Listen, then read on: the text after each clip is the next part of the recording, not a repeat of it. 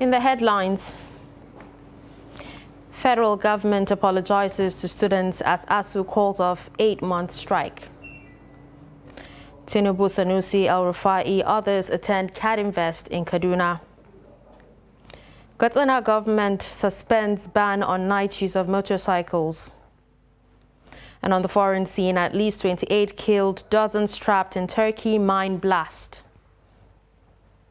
Hello and welcome to Trust News Update. I'm Dashan Hussaina Usman.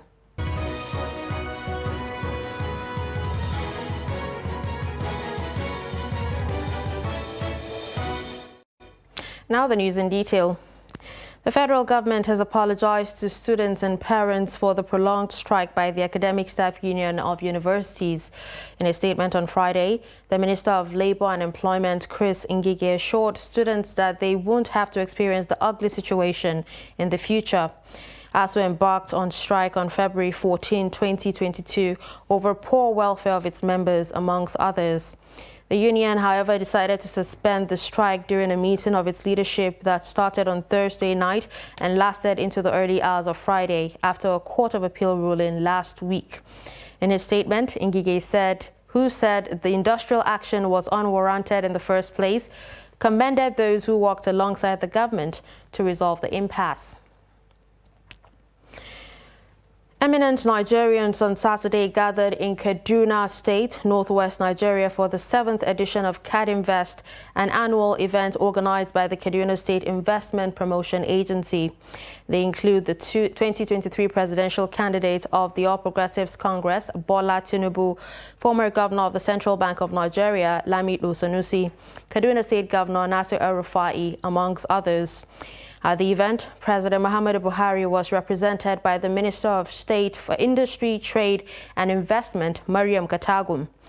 The theme of this year's CADInvest is building a resilient economy. The former governor of the Central Bank of Nigeria, Lamido Sanusi, is the keynote speaker on the topic, improving subnational resilience against global economic shocks. Away from that story, ahead of the 2023 general elections, the Nasarawa State Command of the Nigeria Police has met with political party leaders and Independent National Electoral Commission to brainstorm on pathways for a smooth electoral process. Abubakar Abdullahi, who sent in the report as presented from our studio, says the meeting was to address area issues around security and tensions that may arise before, during and after the elections. The report. The meeting between the police, the Independent National Electoral Commission and the leadership of the political parties in Lafia, the state capital, was in compliance with the directive of the Inspector General of Police, Alkali Baba, who ordered all state commands to liaise with the resident electoral commissioners and political party leaders to come up with a campaign roadmap that will address possible conflicts in the election process.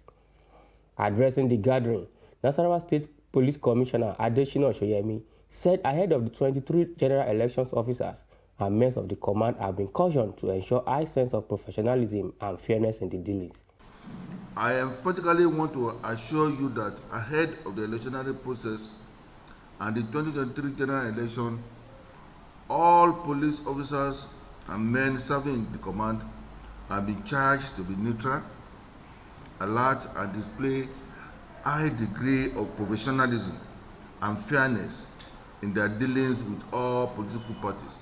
He enjoined all politicians to support the police and the election process by operating within the ambit of the Constitution and Electoral Act, while advising political parties to prevail on their supporters to be of good conduct by shunning any act capable of disrupting the electoral process and peace of the state. The police commissioner reiterated that the police would deal ruthlessly and decisively with any act that contravened the relevant laws. Representatives of different political parties pledged to ensure the success of 2023 general elections in the state and the country. From the campaign down to the election day, we ensure that we will cooperate with the security agencies, ensuring that we will have a peaceful atmosphere for the exercise. That is to have our commitment as a party. We would ensure that we play the game in accordance with the extant laws of the land as enumerated by the CP. we will definitely get back to our political party and address our supporters very well. Meanwhile, that at least the Electoral Act has only spelled it out. There's no difficulties, either snatching of ballot paper, running with this and that. It is no longer there. INEC resident electoral commissioner in the state, Uthman Ajidagba, represented by the administrative secretary of the commission, Usman Wase, said the commission will remain impartial throughout the process. May I use this opportunity to, on behalf of the Honorable Resident Electoral Commissioner, pledge that the commission is going to give level playing ground for all political parties. At the end of the meeting, it was agreed that chairmen of all registered political parties are expected to sign an undertaking on behalf of their parties to be law-abiding and of good conduct throughout the electionary period in the state. Ahead of the 2023 elections, the political atmosphere has become intense, with candidates of various political parties engaging in electioneering activities. On Wednesday, October 12th, governorship and state assembly campaigns officially commenced across the country 2 weeks after kickoff of the presidential campaign. Trust TV's Salis Lawang reports on how some political parties engaged the electorates in Yola Adamawa State capital. Previously, followers of various candidates across political parties have been accused of insulting and bullying supporters of their political opponents. However, this case is different this time in Adamawa, as candidates said they are committed to conquer hunger, disease, illiteracy and ignorance, unemployment and infrastructural deficit among the populace. We will not steal a kobo from state treasury, and we will not allow anybody to do so. All workers' emoluments, that is salaries, allowances, leave grants, pensions, and all other entitlements shall be paid as and when due. In the next few months, we shall be visiting all Adamawa people, local government to local government, ward to ward, unit to unit, and house to house, where we hope to hear from you what your needs and priorities are, what your problems are, and what you think we need to do to alleviate your pains and sufferings. Even as the campaigns are now fully geared toward the elections day, the hope of many Nigerians is to have a good leaders that are people-oriented and people-responsive. I want to assure Adamawa citizens for a very good leadership, which we can all count for the youths generally, and for a lot of things. So many advised politicians and their supporters to stop verbal attacks against each other, instead sell their own programs and policies to the electorate. From Yola, Salis Lawang, Trust TV News. Katsina State Government has suspended the ban it placed on night use of motorcycles.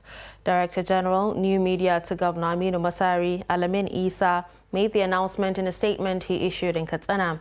The suspension, which is in the spirit of Maulud, ends on November 20th.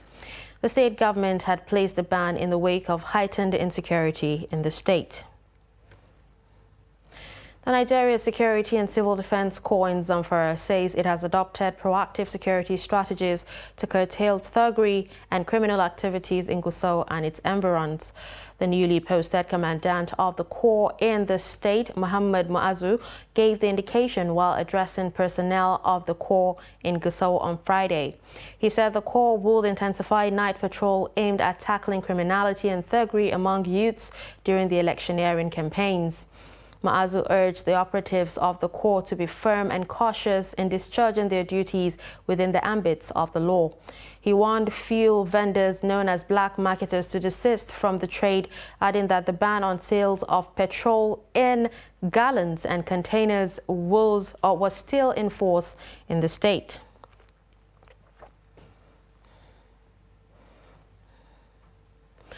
Many motorists have been forced to abandon vehicles due to fuel scarcity at filling stations in Katsina City. Many filling stations closed for almost a week while very few operating are running skeletal services. Abdullahi Amadi, who went around some filling stations, reports that the effect of fuel scarcity is taking a toll on the people. Usually busy locations in the Asian city are now deserted, largely due to shortage of petroleum products at filling stations. People are resorting to trekking or riding bicycles to reach their destinations to avoid wasting long hours on queues at filling stations.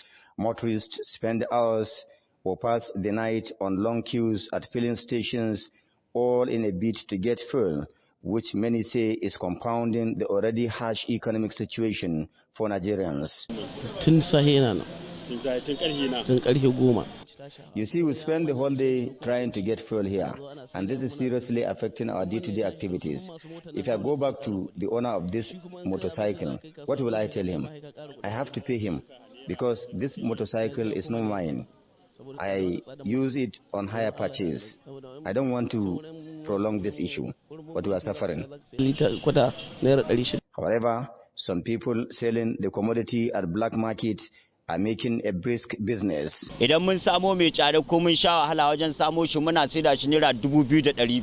we do here is helping people that cannot withstand the rigor of spending the whole day on queue to buy fuel.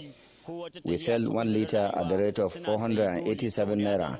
It is left for you to calculate and see how much will it cost you to purchase 1 gallon, which is 4 to 5 liters. This is coming at a time the state leadership of Independent Petroleum Marketers Association of Nigeria, IPMAN, said it is doing all it could to see that the allocation of the commodity to Katsina is judiciously distributed as soon as it arrives in the state. Katsina State Task Force on the Availability and Distribution of Petroleum Products is making concerted efforts to ensure that the commodity meant for the state is delivered to the appropriate filling station. Our trucks are loading from Lagos. Before, they are taking 2 to 3 days to reach Katsina here. But now, if the truck leave Katsina here, before it will go Lagos, load product, come back, it will take about 20 to 25 days. Some residents, however, alleged that some marketers are either hoarding or diverting the commodity. Abdullahi Ismail, Trust Television News, Katsina. You're watching Trust News Update. Coming up after the break. How Nigerians lament over increase in the use of hard drugs. Do stay with us.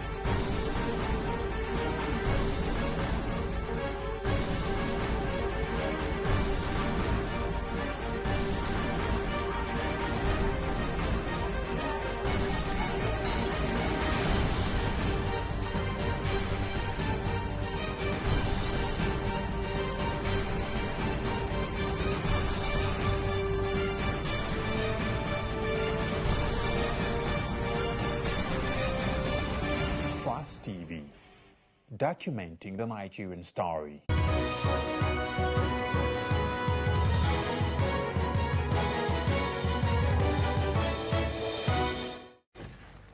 Welcome back and thanks for staying with us. If you're just joining us, you're watching Trust News Update. Here's a recap of some of our top stories. We told you that federal government apologizes to students as ASU calls off 8-month strike. We also told you that Tinubu, Sanusi, El-Rufai, others attend CADInvest in Kaduna. Moving to more stories, the federal government has begun the process of terminating unexpected contracts previously awarded for projects in the Niger Delta region. Minister for Niger Delta Affairs, Umana, who made this known recently, said the decision by the government was a follow-up action on the report of a forensic audit earlier conducted by the ministry. According to Umana, the ongoing process of termination was necessary because the unexecuted contracts were adding up to the list of projects not executed by the Commission. The minister also hinted that after receiving and deliberating on the report, all post-forensic audit decisions taken by government are to ensure sanity returns to the way business is conducted by the Commission. The United Nations Office on Drug and Crimes has said that 14.4% of Nigerians are presently engaged in drug abuse, with the 27.7% of the 14.4% of those concerned were youths, which shows a surge in the use of the drugs among young individuals in the country. In this report, Noel Sampson looks at the reaction of Nigerians concerning the high rate of usage of hard drugs among Nigerian youths. Moving on to more stories. On the foreign scene, rescuers worked on Saturday to free more than a dozen miners still thought to be trapped underground at a coal pit in northern Turkey, where a methane blast a day earlier killed at least 28 people. Interior Minister Süleyman Soylu said in the small coal mining town of Amasra on Turkey's Black Sea coast, 58 miners came out unharmed, adding that 15 others remain trapped. Soylu said earlier some 110 people had been working underground when one of Turkey's deadliest industrial accidents in years struck on Friday at sunset. The tunnels affected by the blast were estimated to lie 300 and 350 meters below ground. Television images showed anxious crowds, some with tears in their eyes, congregating around the damaged white building near the entrance to the pit in search of news of their friends and loved ones. Harry Potter and cracker actor Robbie Coltrane has died at the age of 72, his agent has said. The Scottish star, whose real name is Anthony Robert McMillan, was best known for playing the beloved Hogwarts gamekeeper Hagrid and starring as criminal psychologist Dr. Eddie Fitzgerald in ITV's crime drama Cracker. His agent of 40 years, Belinda Wright, said Coltrane died on Friday and thanked the medical staff at Forth Valley Royal Hospital in Labert, near Falkirk in Scotland, for their care and diplomacy. In a statement, she added that Robbie was a unique talent, sharing the Guinness Book of Records awards for winning 3 consecutive Best Actor BAFTAs for his portrayal of Fitz in Granada, a TV series Cracker in 1994, 1995, and 1996 with Sir Michael Gambon. Coltrane was awarded the second highest British Empire Award in the 2006 New Year's Honours list for his services to drama, and he was awarded the BAFTA Scotland Award for Outstanding Contribution to Film in 2011. We'll take a quick break. We'll be right back.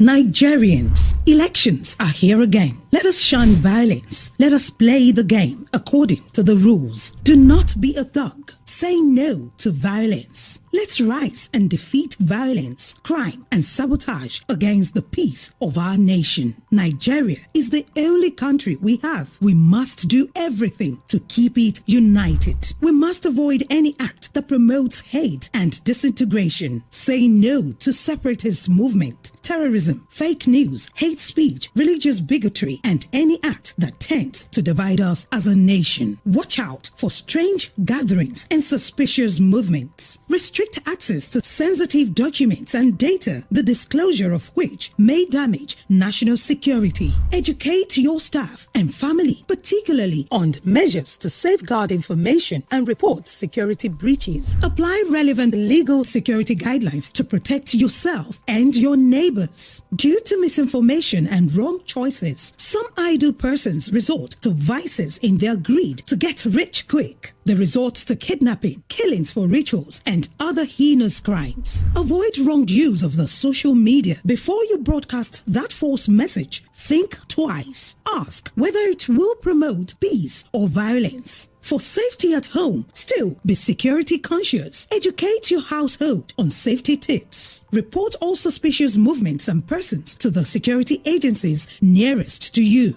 Be a good citizen. Be patriotic. To pass security information, please call 0813-222-2105, 0915-339-1309, 0908-837-3514, or send a mail to dsspr@dss.gov.ng. This message is from the Department of State Services, DSS.